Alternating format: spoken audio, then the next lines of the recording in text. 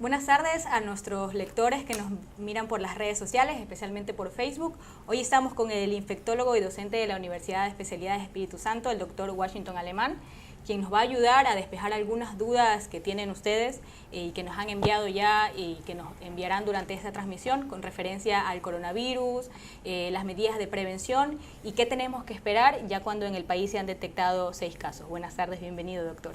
Buenas tardes y agradeciendo por la invitación.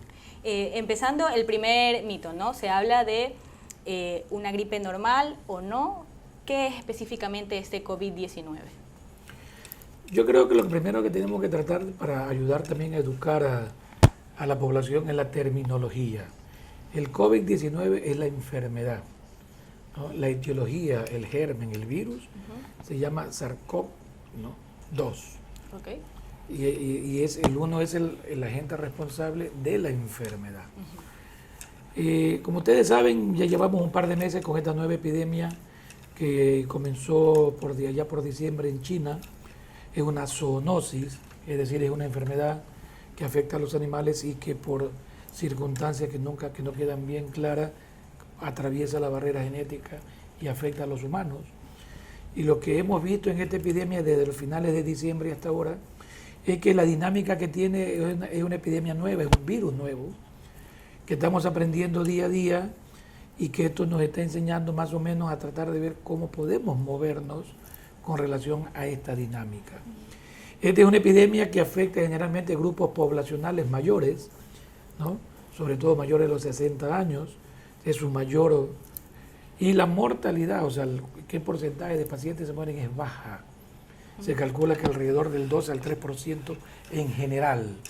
Y dentro de grupos mayores de 60 años se dice que es alrededor de un 15 a un 20%. Justamente eso, doctor. Hay mucho alarma, por así decirlo, en la población ecuatoriana, porque a nivel internacional hay una alta tasa de contagio, pero como usted dice, la tasa de mortalidad es muy baja. ¿Por qué podría causarse esta alarma? Mira, la alarma yo creo que es normal en cualquier epidemia que pase por cualquier microorganismo, ¿no? Y al ser una enfermedad que se transmite por la vía oral, por la vía respiratoria, probablemente eso es lo que genera mayor alerta. El temor a saber si estoy respirando el microorganismo y voy a poder o infectarme o infectar. Hace lo que la población inicialmente como una reacción normal, pero lo que necesitamos es educar a la población para que pueda tratar de estratificar el riesgo y tratar de que esa percepción que tiene la pueda tratar de controlar. Porque mucho peor que las epidemias son el pánico y la histeria.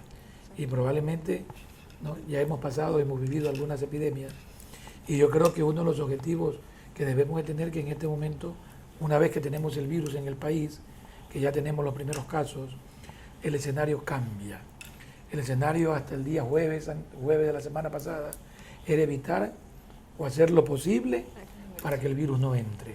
Sabíamos que esto en algún momento, tarde o temprano, iba a pasar, ¿no, verdad? Queríamos que se demore el mayor tiempo posible, pero creemos y todos conocemos que en países como Italia y España, la colonia ecuatoriana es muy grande. Y esto hace que los movimientos migratorios de compatriotas que están en España y en Italia, en algún momento, lastimosamente, esto iba a pasar. En base a esa experiencia que ya tenemos, no solo como país, sino como sociedad, de epidemias anteriores, ¿qué es lo que tenemos que esperar de aquí? Ya hay 6 casos, hay probabilidades de que haya muchos más casos, y en el posible escenario de que se presenten, no sé, 15, 20 casos, ¿cómo tiene que actuar la población? ¿Qué tenemos que esperar? Mira, yo creo que lo que tenemos que dejar claro es que en este momento tenemos un caso índice importado, es decir, la señora que vino desde España, y tenemos un brote familiar, es decir, las 5 personas infectadas en este momento pertenecen al mismo grupo familiar. Por lo tanto, lo que tenemos que tratar de esperar, porque es muy probable que pase, que tengamos algunos casos más del resto de personas, ya sean familiares o contactos que han estado muy cercanas con el paciente índice. Por lo tanto, no nos asombremos, yo creo que estamos esperando que en los próximos días probablemente puedan aparecer algunos nuevos casos. Y ante eso, ¿cómo reaccionamos? Obviamente no a la alarma, pero ¿cómo reaccionamos? Mira, yo creo que la ciudadanía tiene que saber la verdad soy testigo porque he sido llamado a colaborar en algunas reuniones con el Ministerio de Salud, que lo que se está diciendo es la realidad, uno de los compromisos que siempre hemos tratado de asumir cuando nos invitan es que esto tiene que ser transparente, la población tiene que conocer lo que está pasando. Entonces yo creo que la población en este momento está bien informada cuando sale de las autoridades. El problema es en el camino la desinformación que está llegando y que lastimosamente ahora con las redes sociales esto se vuelve a reenviar y crea todo un ambiente, ¿no?, de desconcertación, desinformación. Y ese yo creo que es el mayor problema más que los nuevos casos. ¿Cómo debe actuar la población? Educándose, tratando de escuchar todos los canales oficiales y tratando de implementar medidas sencillas, que no son medidas muy difíciles de poner en práctica. Lavarse las manos frecuentemente no solamente nos va a prevenir infectarnos por coronavirus, nos va a permitir evitar o prevenir múltiples enfermedades, parasitosis, bacterias. Es decir, que esto debería formar parte de una cultura nuestra que debería ser implementada para que una vez que se quede, seguirla mejorando. El tratar de evitar, si es que yo estoy enfermo con síntomas respiratorios, evitar sitios concurridos para yo transmitir, es otra de las indicaciones, ¿no? Por eso que se necesita la participación comunitaria, se necesita la sensibilización de la población. Si yo me siento enfermo, si yo estoy agripado, si yo estoy con moco y estoy tosiendo, yo tengo que tratar de quedarme en casa. No puedo ir al cine, no puedo subirme en la metrovía, no puedo tratar de ir a sitios de concurrencia masiva. Esa es la colaboración que uno le pide a la población. Y si yo veo que estoy conversando en mi trabajo, hay una persona que tiene síntomas respiratorios, probablemente lo que yo tengo que hacer es alejarme 1 metro. Fíjate tú que con alejarte 1 metro, una medida tan sencilla porque el virus no viaja más allá de 1 metro, porque el virus cae y cae en las superficies. Por eso que la siguiente medida es mantener todo el ambiente limpio, porque este virus tiene cierta característica de poder vivir varios días en superficies inorgánicas. Pero si yo a esta superficie donde yo estornudé, donde yo tosí, donde hay coronavirus, que donde yo paso la mano y me paso la mano en la piel o mucosas, es una de las formas como puedo contagiarme. Pero si a esta mesa yo le paso cloro y hago una limpieza con cloro, el virus se muere en menos de 1 minuto.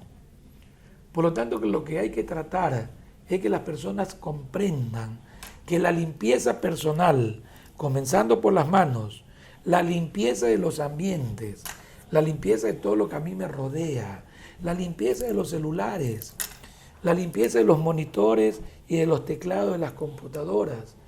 Probablemente esa es la ayuda que estamos tratando de pedir a la población para tratar de que ellos de esta manera podamos unirnos todos y poder luchar contra este virus. Perfecto. Doctor, también en otros países se habla mucho de la estacionalidad, ¿no? De que quizás el pico que ahora se está generando, que ya se ha generado desde hace un par de meses, se debe también porque estamos en una etapa de invierno, de lluvia, pero que quizá en base a los otros enfermedades de años anteriores, podría el pico bajar cuando entremos, por ejemplo, a la primavera. ¿Cómo es probable que esto suceda? Mira, todas las enfermedades virales son autolimitadas. Es decir, una vez que inician, hacen una curva con su máximo pico y luego solo caen. Lo que pasa es que en esta curva su impacto puede ser muy grande y probablemente la afectación puede ser masiva.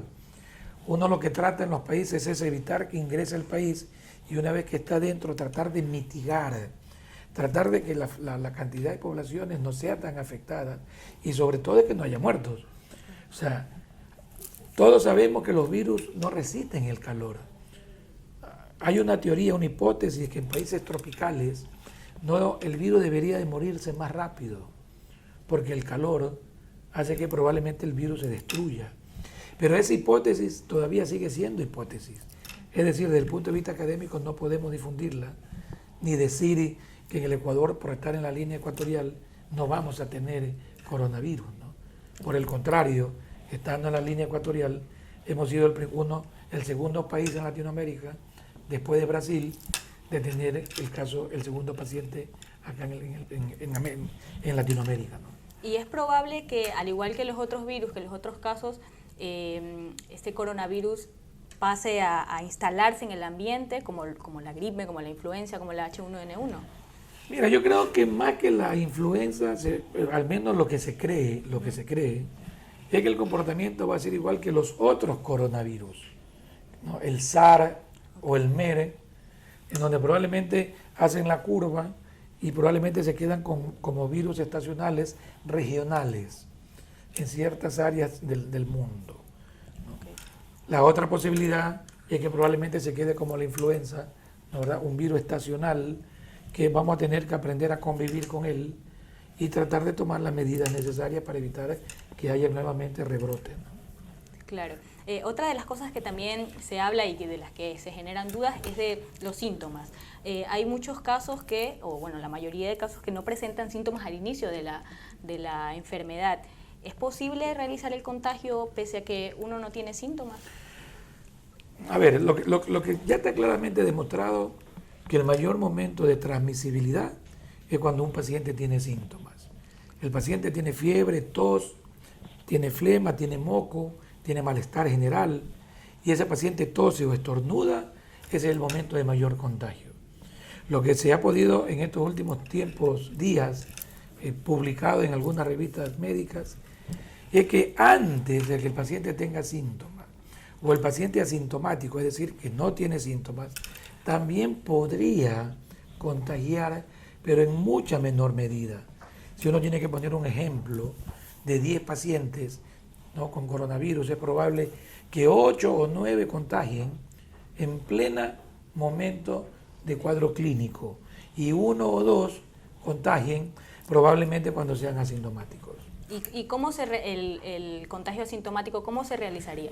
Por la misma vía, ¿no? Por la misma vía aérea. O sea, este paciente probablemente tendría que expulsarlo, ejemplo, a través de un paciente que sea alérgico, que tenga rinitis, que sea un fumador, y que probablemente al toser va a eliminar, ¿no, verdad?, con las gotitas, va a eliminar partículas del virus. Por eso es que seguimos creyendo que el paciente asintomático, si bien es cierto, puede contagiar, pero no es el objetivo en la lucha contra la epidemia. La lucha es contra el paciente que tiene síntomas. Okay. Y ahí es donde hay que aislarlo, ¿no?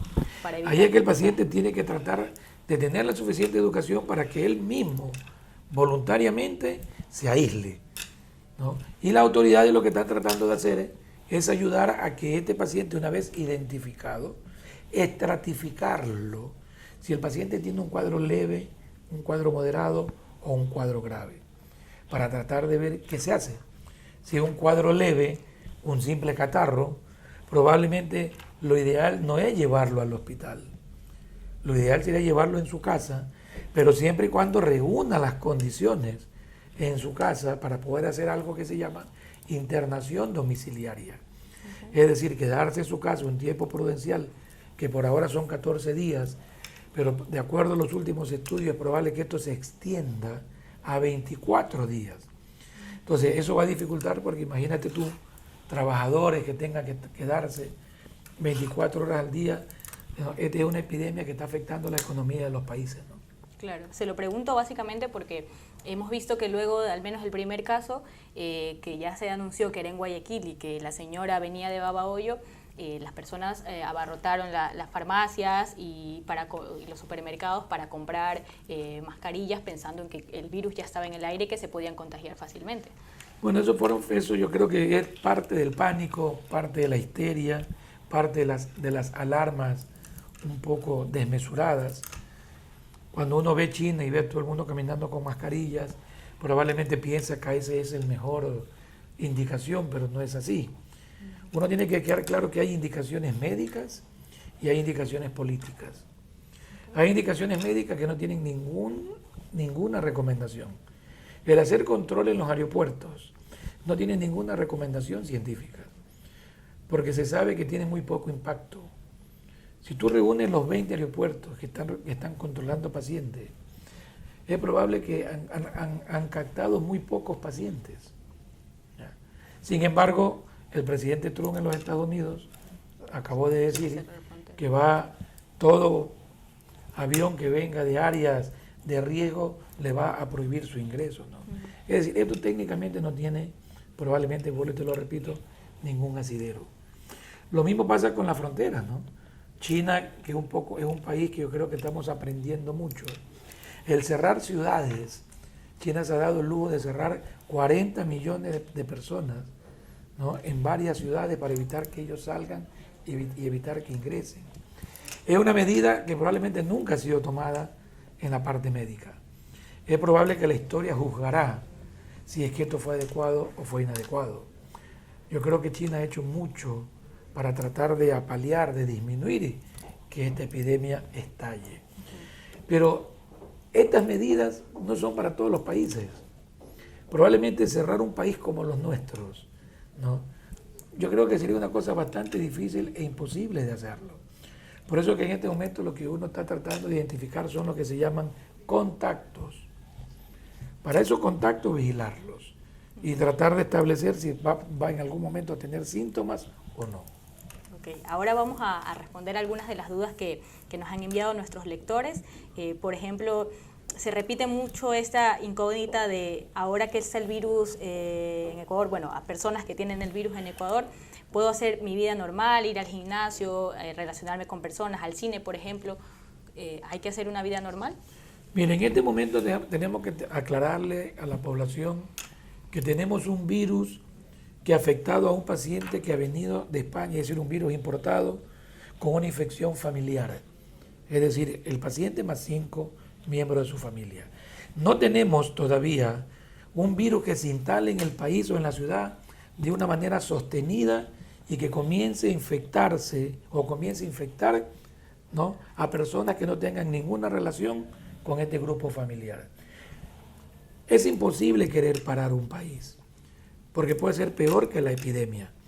Yo creo que tenemos que tratar de tener nuestra vida normal, pero tenemos que tener prevención, educarnos e implementarlas. No sirve de nada saberlas, pero no la implementamos. El lavado de manos, como ya lo habíamos dicho, la limpieza de la superficie y el aislamiento de personas con síntomas son los 3 pilares que en este momento hay que tratar de tenerlos presentes en la lucha contra esta epidemia. Otra de las incógnitas que se desencadena de esta recomendación de lavado de manos es que la gente, por ejemplo, hoy se vio volcada a coger más taxi que transporte público por estar maniobrando quizás los palos de los buses. ¿Esto también es una recomendación? Es que volvemos a lo mismo, ¿no? El pánico de la mascarilla y el alcohol gel. Probablemente el alcohol gel sí es necesario porque sí reemplaza el agua y el jabón. El alcohol gel es un mecanismo en donde si nos lavamos las manos vamos a evitar una serie de enfermedades, no solamente el coronavirus, muchas enfermedades gastrointestinales. Si a nuestros niños les enseñamos a lavarse las manos, no hubiera parasitosis, ¿no, verdad? No hubieran cuadros diarreicos, y la diarrea sigue siendo una de las causas de muerte en este país. Por lo tanto, yo creo que si implementamos el problema de cómo lavarse las manos, vamos a tener efectos colaterales en otras enfermedades, ¿no? La mascarilla es un problema que va a ser muy difícil erradicarlo, pero tenemos que seguir educando.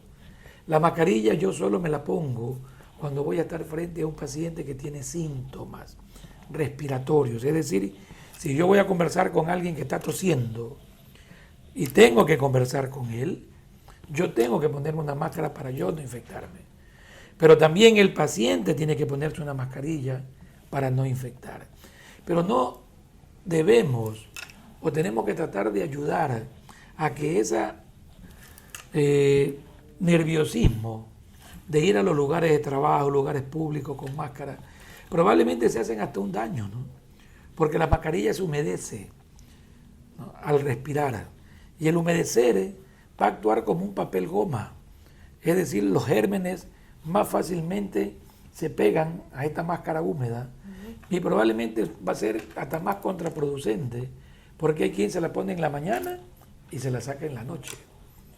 Es decir, mientras más tiempo la tengas, vas a correr más el riesgo de que no tenga ningún valor o efectividad, ¿no? Otra de las preguntas, doctor, es que si quizás la barba aumenta el riesgo de captar no solo el coronavirus, sino cualquier otro virus. La barba siempre ha sido un factor de riesgo porque puede actuar como un sitio donde se anidan o se coleccionan microorganismos. Probablemente no podemos decir que sea el responsable o que quienes tienen barba se van a infectar más. Probablemente no es así, pero son factores de riesgo, ¿no?, que uno tiene que tener en cuenta que probablemente la buena higiene es la que me va a ayudar a disminuir. También nos preguntan, doctor, por el alcohol en spray. ¿Sirve para desinfectar? ¿Realmente lo tenemos que tomar como algo que nos ayuda o es un complemento? El alcohol gel. El alcohol en spray. No, el alcohol solo no debe de ser utilizado, porque el alcohol solo fija los gérmenes. Okay. Para usar alcohol tiene que estar reducido con soluciones que tengan gel. O sea, esta es la solución de alcohol con gel, por eso que se llaman, ¿no?, los geles alcohólicos. Son las soluciones que no irritan las manos y que probablemente actúan como un desinfectante. O sea, mejor el gel que el alcohol puro, por así decirlo. Y es que el alcohol puro no debe de ser usado, primero porque le va a irritar las manos, okay, y le va a causar una dermatitis. Y segundo es porque no esteriliza, no desinfecta, porque el alcohol es un fijador de gérmenes. Por eso que tiene que ser combinado, en este caso con el gel, para que tenga una mayor efectividad. En todo caso, doctor, llamar a la calma y a la prevención, que es lo más importante, pese a que el virus aún no está, como usted dice, plasmado en nuestro país, y en el caso de que sucediera, igual seguir tomando las recomendaciones. Yo creo que vamos a tener que aprender a convivir con ciertas enfermedades, como ya ha sido la historia de Guayaquil, ¿no? La fiebre amarilla, hace 100 años atrás, probablemente destruyó casi toda la ciudad. Es decir, Guayaquil tiene una historia de lucha contra la epidemia. Hemos tenido epidemias de dengue, epidemias de H1N1, epidemias de cólera, epidemias de leptospira. Y a pesar de lo débil de nuestro sistema sanitario, la verdad, yo creo que la voluntad, el esfuerzo que la población hizo para poder controlar muchas de estas enfermedades es lo que tenemos que volver a retomar para que entre todos juntos tratar de luchar. El pánico no nos lleva a nada, ¿no? El temor no nos lleva a nada. Yo creo que lo que uno tiene que estar es alerta, no causar alarma, porque probablemente estas van a ser peores que cualquier epidemia que pueda existir en el mundo. Muchísimas gracias, doctor, por acompañarnos esta tarde y gracias a los lectores que nos ven por las redes sociales. Buenas tardes y hasta la próxima.